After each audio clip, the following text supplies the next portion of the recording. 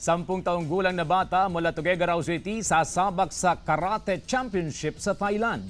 Atin siyang kilalanin sa report. Umaasa ang 10 taong gulang mula Tuguegarao City na maiuwi ang parangal sa isasagawang Open Karate Championship sa Thailand. Ngayong linggo, si Lewimar Joeng Pineda o kilala sa pangalang Owi ay kabilang sa Philippine team sa larangan ng karate. Bata po ako nagkakarate na.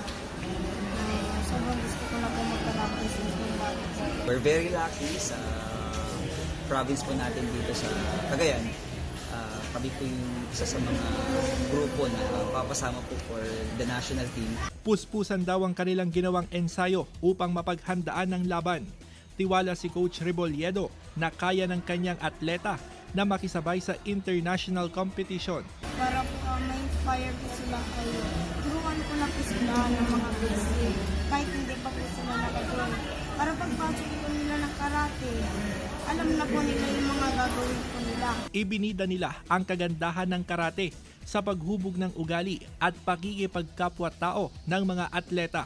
Yung karate po talaga, matututo sila sa disiplina, kung paano sumunod sa mga higher sa kanila. Russell